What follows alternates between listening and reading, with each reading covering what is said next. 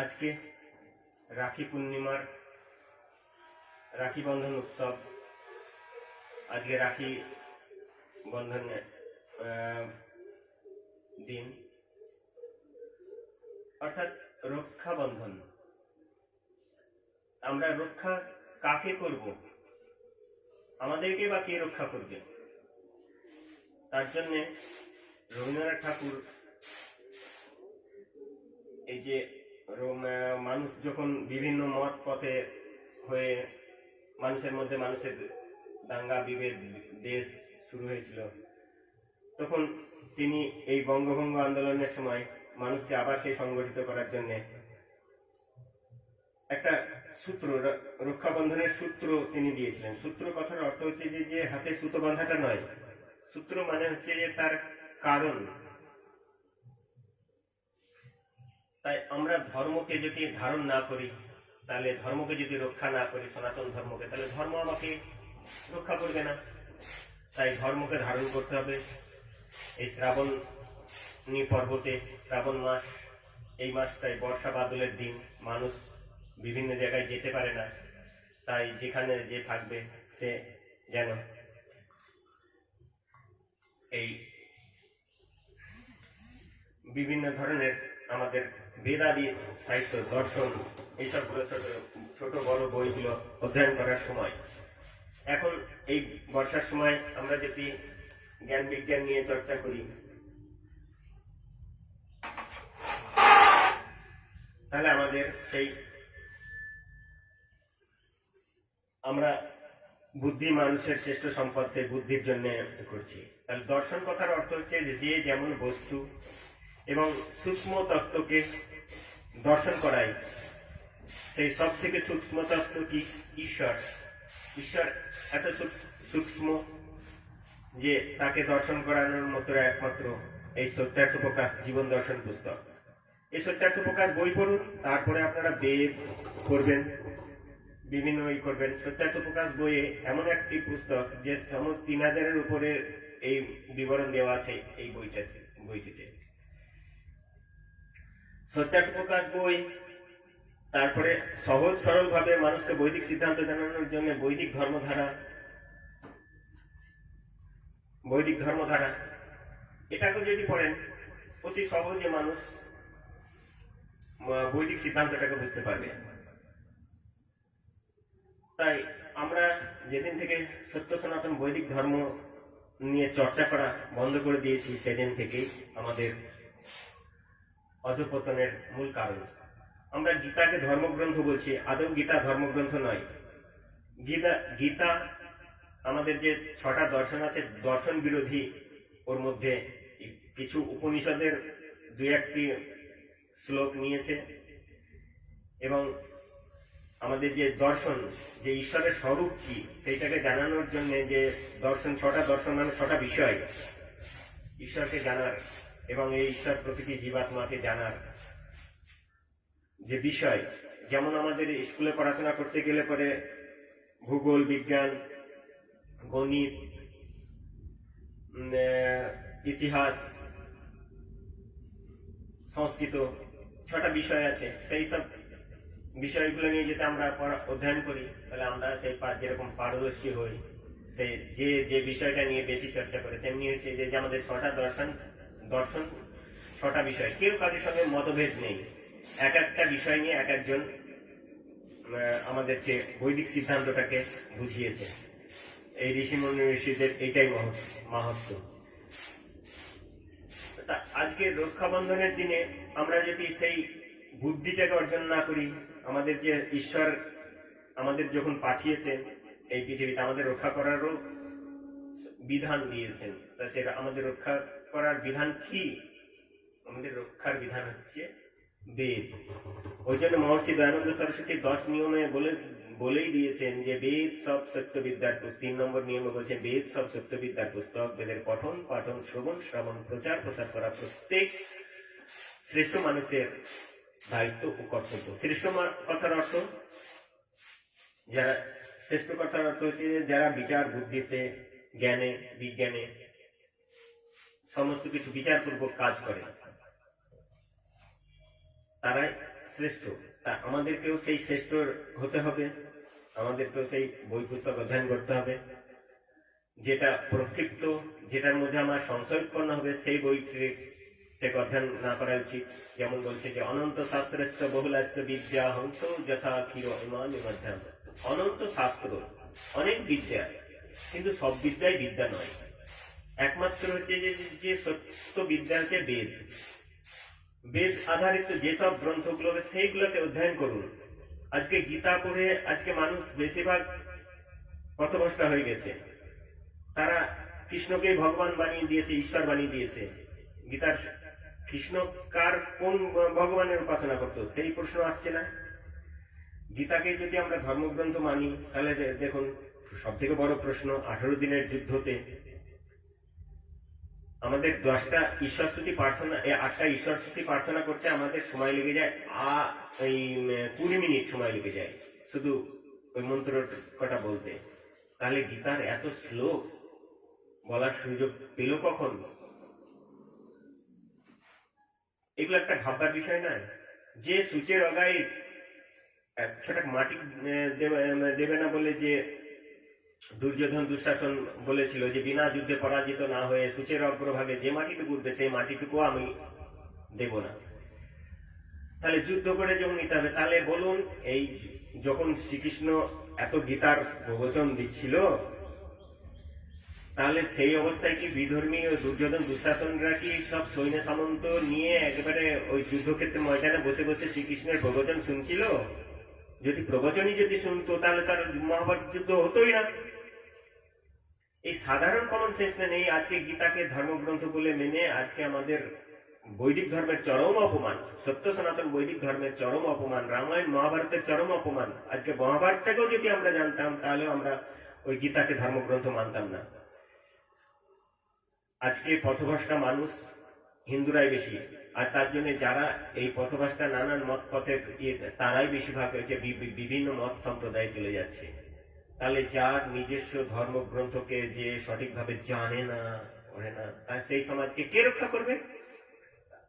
আমরা যতই ঢং করি, হাতের রাখি বন্ধনের সুতো পড়ি, একে অপরের পড়াই, আর এদিকে আমরা মুখে ঢং করে দেখাচ্ছি ঠিক, আর কর্ম করার সময় তখন বিপরীত। তাহলে কারোর দোষ না, তাকে নিজের দোষ দেখুন। আজকে আমরা মুসলমান, বাংলাদেশ, পাকিস্তানের মুসলিম খ্রিস্টানদেরকে দোষ দিচ্ছি। এটা দোষের কারণটা কি? এই দোষের কারণটা হচ্ছে আমাদের অজ্ঞানতা, অবিদ্যা। এর জন্যই আমরা দিচ্ছি। নিজের দোষটাকে কোনো সময় দেখি না, নিজেকে সংশোধন করি না, নিজের আহার বিহার, খাদ্য খাবার, আচার আচরণকে ঠিক করি না, ধারণ করিনি। অথচ বিধর্মীদেরকে বলছি যে তারা অত্যাচার করছে। অত্যাচার করবে না? তারা তো বিধর্মী হয়েও তারা যে নিয়ম ঈশ্বরের কে আল্লাহ রূপে মেনে, গড রূপে মেনে, তারা কিন্তু নিয়ম নীতি মেনে তাদের এক ঈশ্বর উপাসনা পদ্ধতি। তাদের সব জায়গায় বিশ্বের যত খ্রিস্টান আছে, মুসলিম আছে, তাদেরকে এক ঈশ্বর উপাসনা পদ্ধতি, সবার এক। আজকে সব থেকে বড় যে হিন্দুরা, যেদিন হিন্দুরা অনার্য হয়ে গেছে, আর্য কথার অর্থ শ্রেষ্ঠ, অনার্য হয়ে গেছে, তাদের গোত্রর ঋষি মহর্ষিদেরকে ভুলে গেছে, সেদিন থেকে হিন্দু হয়ে গেছে।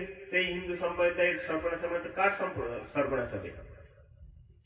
তাই হিন্দুরা যদি সেই নিজেকে রক্ষা করতে চায়, তাহলে আবার সেই সত্য প্রকাশ আপনারা বেদ উপনিষদ দর্শন পড়ে উপলব্ধি করতে পারবেন না। তার জন্য সত্যার্থ প্রকাশ বই পড়ুন। সত্যার্থ প্রকাশ যারা বই পড়তে পারেন না, তারা যারা পারে তাদের কাছ থেকে শুনুন যে কি বলছে। আমাদের বিদ্যাকেও জানতে হবে, অবিদ্যাকেও জানতে হবে। দিয়ে যেটা সত্য সেটাকে গ্রহণ করতে হবে। আপনাকে গীতাও পড়তে হবে, রামায়ণও পড়তে হবে, মহাভারতও পড়তে হবে, বেদও পড়তে হবে, এবং পুরাণ বাইবেলকেও পড়তে হবে। তাহলে এই সব গ্রন্থগুলোর সার কথা, সত্য অর্থ কোথায় পাবেন? একমাত্র সত্যার্থ প্রকাশ বই। তাহলে সত্যার্থ প্রকাশ বইয়ের প্রতি কেন দেশ আপনাদের? কেন আজকে এইগুলো যারা আজকে আগেও ছিল দেব আর দানব, মানে দেবাসুরের দ্বন্দ্ব হেতা, কুবেরের ধন সব মায়া, দুর্বলতায় ভাবছে বলছে কায়া নয় এর সব ছায়া। দেব আর অসুর আগেও ছিল, এখনো আছে, থাকবে। আপনি কেন দেবত্ব হচ্ছেন না? কেউ যদি দানব হয়ে যায় তাহলে আপনিও কি সেই দানব হয়ে যাবেন? দানবদের খাদ্য খাবার খাবেন? কেন দেবতার খাদ্য খাবার খেতে পারছেন না? দেবতা হয়ে দেবত্ব অর্জন হয় না? আপনি নিজে স্বয়ং রাম এবং কৃষ্ণ হয়ে সমাজ রাষ্ট্রকে রক্ষা করুন, মা বোন কন্যাদেরকে রক্ষা করুন এবং মা বোন কন্যাদেরকে সংস্কারে সংস্কৃত করুন। এটাই আমাদের কে মানুষকে বোঝাতে হবে। এবং যতক্ষণ পর্যন্ত আমরা সেই সত্য সনাতন বৈদিক ধর্মকে ধারণ না করব, আমাদের বাঁচার কোনো রাস্তা নেই। তাই মহর্ষি দয়ানন্দ সরস্বতীর 10টা নিয়মটাকে কি করুন। তিনি প্রথমেই বলছেন যে সব সত্য বিদ্যা, যে পদার্থ বিদ্যার দ্বারা জানা যায়, সে সকলের আদিমূল পরমেশ্বর। সত্য বিদ্যার দ্বারা যে সত্যকে জানা যায়, তার আদি মূল হচ্ছে পরমেশ্বর। তাহলে এবার পরমেশ্বর, তার আদিমূল পরমেশ্বর কি? বেদ হচ্ছে সব সত্য বিদ্যার পুস্তক। বেদকে পড়ুন, ঈশ্বরের আদিমূল জানতে পারবেন এবং ঈশ্বরের আমি কি, আত্মা কি, পরমাত্মা কি, কর্ম কি, ধর্ম কি, জন্ম পরজন্ম, জন্ম জন্মান্তরের খোঁজ খবর আপনি সন্ধান জানতে পারবেন। তাই বেদকে যদি পড়ার যদি অভিজ্ঞতা না হয়, প্রথম পাঠ পড়ুন। প্রথম পাঠ হচ্ছে সত্যার্থ প্রকাশ, বৈদিক ধর্মধারা, ছোট ছোট বইগুলো পড়ুন। আমরা আর্য, যোগ্য বিজ্ঞান, এই সব ছোট ছোট বই আমাদের ছেলে মেয়েদের যতক্ষণ না পড়াবো তা আমাদের ছেলে মেয়েরা সব নাস্তিক হয়ে যাবে। আজকে ভগবত গীতা, 18 পুরাণ পড়ে আজকে আমাদের এই ঘরের ছেলে মেয়েরা নাস্তিক হয়ে গেছে। কেন? কারণ সেখানে প্রক্ষিপ্ত নাস্তিকতার দিয়েছে, সেখানে সব প্রশ্নের উত্তর নেই। সব প্রশ্নের উত্তর নেই। যখন পড়তে পড়তে যখন তার একটা সংখ্যা উৎপন্ন হচ্ছে, তখন সেই সংখ্যার সমাধানের কোনো সমাধান নেই। আজকে প্রক্ষিপ্ত করে দিয়েছে। 800 বছর ধরে আমরা গোলামি করেছি বিধর্মীদের। আমাদের দেশেই আমাদের সমস্ত জ্ঞান বিজ্ঞানকে জলাঞ্জলি দিয়ে আমরা ওই বিধর্মী মুসলমান খ্রিস্টানদের গোলামি করছি। 800 আর 200 1000 বছর তারা চলে গেছে, তবুও তাদের কুসংস্কৃতি নিয়ে আমরা বহন করে আজকে আমরা সমাজ রাষ্ট্রকে একবারে নষ্ট করে দিচ্ছি। নিজেকে গর্ব করে বলছি হিন্দু হিন্দু হিন্দু। কেন আমরা বলতে পারি না যে আমরা আর্য, আমরা শ্রেষ্ঠ মানুষ, আমরা রাম এবং কৃষ্ণের বংশধর, আমরা মহাপুরুষের বংশধর, আমাদের গোত্র আছে, গোত্র ঋষির আমরা বংশধর? কেন? এই জন্যে আজকে আমাদের মানব সভ্যতার এত অধঃপতন। যতক্ষণ পর্যন্ত সত্যকে ধারণ না করব, ততক্ষণ পর্যন্ত আমরা আমাদের এই মানব জীবনকে রক্ষা করতে পারবো না এবং আমরা এই দানবদের শিকার হয়ে তারা আমাদেরকে, আমাদের স্বর্গরাজ্যকে তারা অধিকার করে নেবে। তাই স্বর্গরাজ্যকে যদি দখল রাখতে হয়, তাহলে আমাদের ধর্ম ধারণ করতে হবে। ছত্রপতি শিবাজি, মহারাণা প্রতাপ, যারা ক্রান্তিকারী বড় বড় যোদ্ধা, তাদের গুণকর্ম স্বভাব জানতে হবে। রাম এবং কৃষ্ণের গুণকর্ম স্বভাব জানতে হবে। শত্রুকে কোনো সময় ক্ষমা করা যাবে না। শত্রুকে আগে শত্রুর বিনাশ করতে বলছে। চাণক্য নীতিকে যদি আমরা জানি, তাহলেও আমরা বৈদিক সিদ্ধান্তটাকে জানতে পারবো। বিদুর নীতি, চাণক্য নীতি, জ্ঞান বিজ্ঞানের বই যদি না পড়ি, তাহলে আমাদের সেই জন্য। তাই রাখি বন্ধন উৎসবে সবাইকে কোটি কোটি নমন। সবাই সবাইকে রক্ষা করুন, সংগঠিত হয়ে সমাজ রাষ্ট্রকে এবং ধর্মকে ধারণ করুন, করে সমাজ রাষ্ট্রকে রক্ষা করুন। এবং পঠন পাঠন বিদ্যা মানুষের, আমরা গায়ত্রী মন্ত্র বলছি না, প্রাণের স্বরূপ তুমি, দুঃখ বিনাশক আনন্দ স্বরূপ তুমি, সবার রক্ষক, জগতের স্রষ্টা তুমি, দিব্য গুণধার, তোমার বরণ্য তেজ ধেয় সবাকার, করি ধ্যান অনুক্ষণ তোমারই সাধনা, নির্মল বুদ্ধির তরে করুন প্রেরণা। আমরা ঈশ্বরের যে কাছে যদি যাই, তবেই তো আমরা ঈশ্বরীয় গুণ কর্মগুলো কিছু আমাদের মধ্যে আসবে। আমরা যদি ঈশ্বরকে যদি সঠিকভাবে না জানি, তা নাস্তিকতা হয়ে তাদের ঈশ্বরের স্বরূপ বানিয়ে, তার ঈশ্বর, যে ঈশ্বর আমার প্রাণ দিচ্ছে, প্রাণ দান করছে, সেই ঈশ্বরকে আমি মূর্তি বানিয়ে, একটা ক্ষুদ্র মূর্তি বানিয়ে তাকে আমি তার ভিতরে প্রাণ প্রতিষ্ঠা করে দিচ্ছি, দিয়ে তাকে ঘন্টা রাখছি। আজকে সব থেকে বড় নাস্তিকতা কারা? এই সনাতন ধর্মের জামা পরে যারা হিন্দু হিন্দু বলছে এরাই সব থেকে বড় নাস্তিক। এই নাস্তিকদেরকে, নাস্তিক কত ধরনের হয়, পাগল সেও নাস্তিক, সে মানসিক রোগী সেও নাস্তিক, কারণ সে তার বিদ্যা বুদ্ধি ঠিক মতন কাজ করে না, সে বস্তুকে বস্তু হিসাবে গ্রহণ করে না। তাই দর্শন কথার অর্থ হচ্ছে যে যেমন বস্তু তাকে তেমন ভাবে জানা মানা, নামই হচ্ছে দর্শন। তাই দর্শন আমাদের যতক্ষণ না অধ্যয়ন করব, আমাদের গুরুর কাছে গিয়ে যতক্ষণ দর্শন অধ্যয়ন না করব, ততক্ষণ পর্যন্ত আমাদের কি হবে না। আমাদের সংখ্যা সমাধান করার জন্য আপনারা আমাদেরকে প্রশ্ন করুন, আপনাদের বিভিন্ন মঠ মন্দিরে বিভিন্ন প্রোগ্রাম হয়, সেখানে আমাদেরকে ডাকুন, আমাদেরকে যত প্রশ্ন করবেন আমরা সমস্ত প্রশ্নের উত্তর দেওয়ার জন্য আমরা প্রস্তুত আছি। কিন্তু আজকে হিন্দু সমাজ তারা সমাধান চায় না, তারা তাদের ইচ্ছা পূর্তি করতে চায়, ইচ্ছা পূর্তি করতে চায়। আমার ভুল ইচ্ছার যদি থাকে তাহলে আমার কি পূর্তি হবে? সে ভুল ইচ্ছার জন্য তো দণ্ড তো ভোগ করতেই হবে, দণ্ড বিনা কেউ শুধরায় না। সেই কারণেই আজকে মানুষের একটা মানুষ হয়ে আরেকটা মানুষকে করছে। আমাদের ইতিহাস তো 5000 বছর পূর্বের ইতিহাস, আর এই খ্রিস্টান মুসলিম জৈন বৌদ্ধ এরা কত 2-2.5 বছর 200-250 বছর হয়েছে। তাহলে আমরা যতক্ষণ পর্যন্ত বিদ্যাকে ধারণ না করব, বুদ্ধি না থাকলে মানুষ পশুর সমান।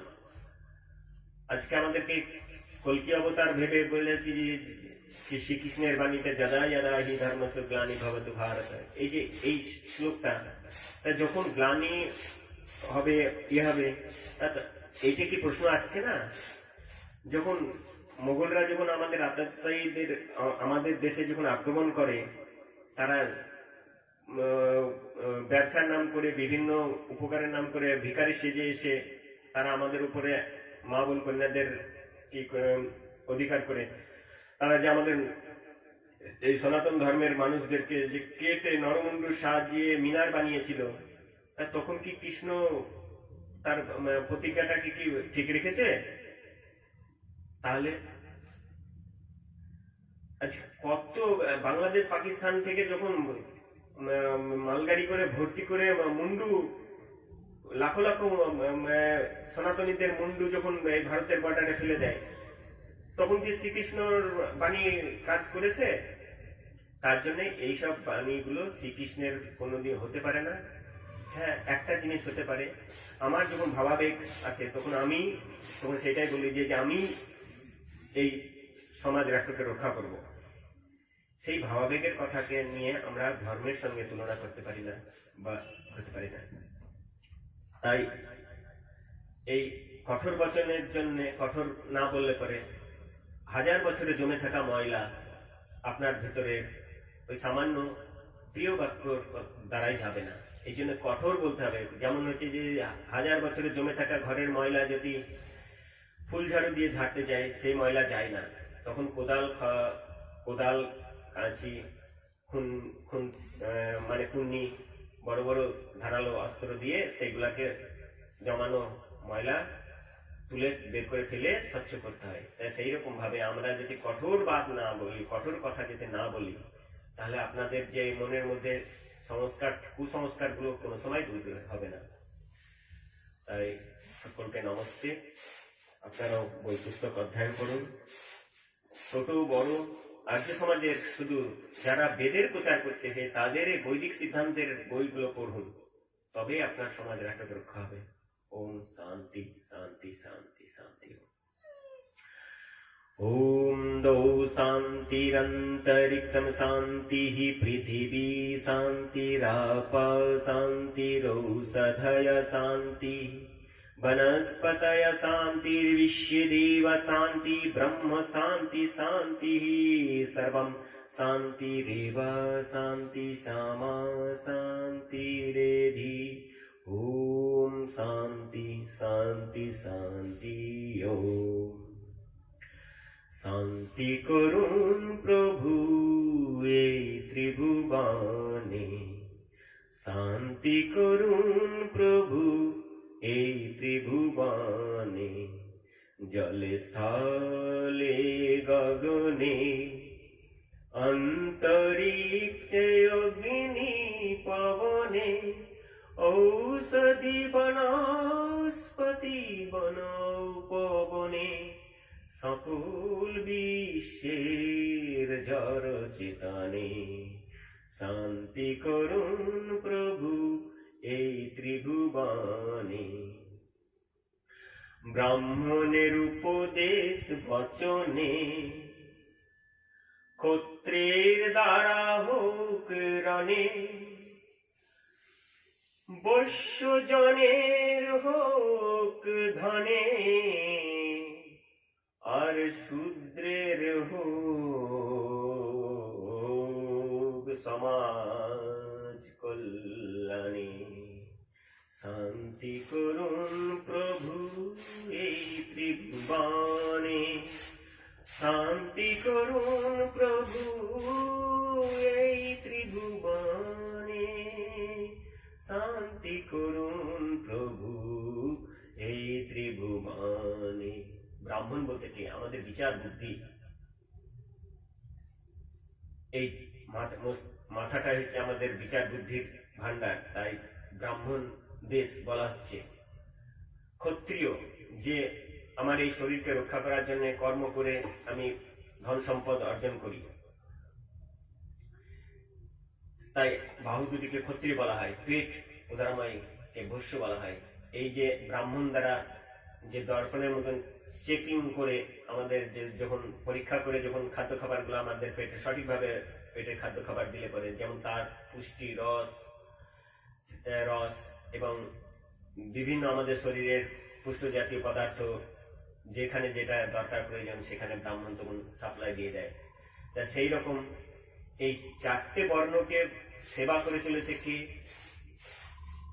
নিজে শূদ্র হচ্ছে নিজে স্বয়ং সম্পূর্ণ, নিজের সেবা নিজেই করছে, আবার অথচ ব্রাহ্মণ বৈশ্য ক্ষত্রিয় নিজের চারটেকে নিয়েই এই সমাজ রাষ্ট্রকে রক্ষা করছে। তাহলে আজকে আমাদের সমাজ ব্যবস্থার অধঃপতনের মূল কারণ কি? যেদিন থেকে আমরা এই শূদ্রকে, বৈশ্যকে, ব্রাহ্মণকে, ক্ষত্রিয়কে আলাদা করে দিয়েছি, সেদিন থেকে আমাদের বিনাশ। তাই শান্তি রাষ্ট্র নির্মাণ সৃজনে, নগর গ্রামে আর এই ভুবনে, জীবে মাত্রে তনে আর মনে, আর জগতের হোক প্রত্যেক কোণে কোণে, শান্তি করুন প্রভু এই ত্রিভুবনে, শান্তি করুন প্রভু এই ত্রিভুবনে, শান্তি করুন প্রভু এই ত্রিভুবনে। বলো সত্য সনাতন বৈদিক ধর্ম কি জয়, বেদ উদ্ধারক মহর্ষি দয়ানন্দ সরস্বতী কি জয়, প্রজ্ঞা চক্ষুদণ্ডী স্বামী গুরু বীরানন্দ মহারাজ কি জয়, সংসারের সকল সন্ত মহাত্মাগণ আত্মবীর বলিদানী কি জয়, মর্যাদা পুরুষোত্তম শ্রী রামচন্দ্র মহারাজ কি জয়, सीता माता की जय, जोगेश्वर श्री कृष्ण महाराज की जय, रुक्मणी माता की जय, भारत माता की जय, गौ माता की रक्षा करो, वेदेर ज्योति जलती रहे, ओमेर पताका ऊंचा रहे, आर्य समाज चलते रहे, कृणवंत विश्वार्यम, विश्ववासी के आर्य श्रेष्ठ मनुष्य बनाओ, वैदिक ध्वनि।